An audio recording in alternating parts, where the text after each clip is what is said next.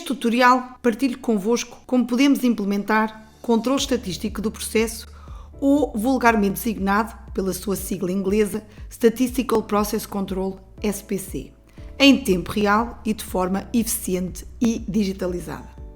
O SPC consiste num conjunto de procedimentos que visam monitorizar o comportamento de variáveis críticas de um produto ou processo e fornecer indicações sobre as ações a adotar para se corrigirem desvios ao valor nominal, caso se aplique, como é evidente, ou reduzir a variabilidade dos dados.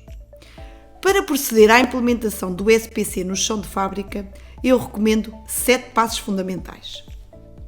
O primeiro passo começa com a definição dos processos e variáveis a controlar. Em linhas de enchimento, os processos podem ser definidos por linha e quantidade nominal. Linha 1, 1000 ml, linha 2, 500 ml, ou mesmo a linha 1 com 750 ml. No controle da qualidade de peças plásticas produzidas por injeção, os processos podem ser definidos por cota, XYZ, característica crítica a controlar, cavidade e molde. No controle da qualidade de um produto, os processos são definidos por especificação de uma dada característica densidade, pH, viscosidade, grau Brix. Posso ainda ter uma análise de defeitos, então vou definir os processos por produto e pelos tipos de defeitos que vou analisar. Segue-se a configuração destes processos no sistema Accept Quality, bem como a definição dos planos de amostragem que dependem dos sistemas de medição usados pelas empresas. Com sistemas automáticos, podemos adquirir 100% dos dados ou definir uma frequência de amostragem, por exemplo, de 10 em 10 minutos, de 5 em 5 minutos. Com uma medição não automática, por amostragem, define-se idealmente a frequência, exemplo, hora a hora, de meia a meia hora, que seja capaz de avaliar a variabilidade dos processos ou produtos e que está geralmente condicionada pelas pessoas disponíveis para o fazer. Nesta implementação, não podemos de todo esquecer de validar os sistemas de medição. Caso não tenhamos valores fiáveis, nada vale implementar SPC. Temos que garantir que os valores que estamos a recolher são fiáveis. Assegurar a rastreabilidade das amostras, temos que saber qual é o lote de produção ou o lote de recepção a que se refere aquele dado, a que horas é que foi recolhido e por quem, ou por que máquina. Ligar o sistema de SPC, como o Accept, aos equipamentos de medição, balanças, CMMs, paquímetros, comparadores, micrómetros, etc., de forma a evitar inúmeros erros de registro dos dados. Integrar o sistema de SPC com o ERP para garantir um processo Lean e rastreado de forma automática, por exemplo, aos lotes de produção. Assim que os processos estejam configurados, selecionam-se as ferramentas estatísticas mais adequadas para cada tipo de dado. Para as variáveis numéricas, eu recomendo o gráfico de probabilidades da distribuição normal e histograma para avaliar a normalidade dos dados, se os dados não forem normais, e deveriam ser, por exemplo, numa variável volume numa linha de embalamento. Eu quero ter um target de 1000 ml. Aqueles valores deverão ter uma distribuição normal. Se não tiverem uma distribuição normal, algum problema se passa com o processo e temos que ir averiguar. Recomendo também as cartas de controle de médias e amplitudes, médias e desvios padrão, ou valores individuais e amplitudes móveis. Isto depende, obviamente, do tipo de dado que nós estamos a recolher e como é que o processo se realiza, para monitorizar o comportamento de uma variável ao longo do tempo.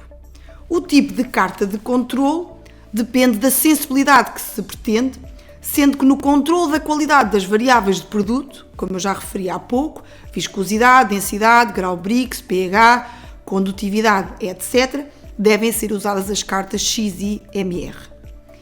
Devemos também realizar os estudos de capacidade do processo para avaliar o grau de cumprimento das especificações de um cliente.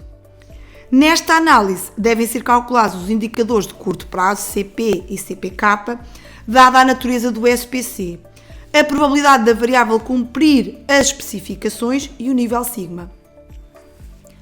Para as variáveis categóricas ou atributos, como ok ou não ok, ou tipos de defeito que eu vou categorizar, recomendo calcular o First Pass Yield pela distribuição de Poisson, que não é mais do que a probabilidade de produzir bem à primeira ou com 0 defeitos, sendo igual à exponencial de menos o número de defeitos sobre o número de unidades inspecionadas.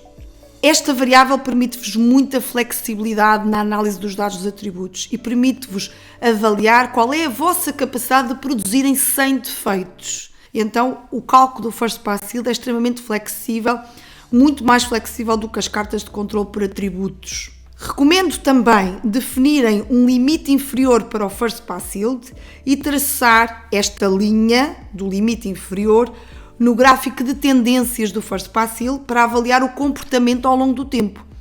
Podem fazer uma trendline do First Pass Yield, traçam o limite inferior de especificação, por exemplo, eu não quero ter produções com menos do que 95% de probabilidade de produzir-se com 0 defeitos. Este é o meu limite mínimo.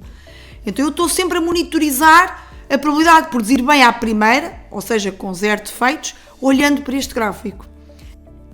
Para analisarem os tipos de defeitos que são mais frequentes e que devem estar todos tipificados, recomendo obviamente o Pareto, que é super simples e intuitivo.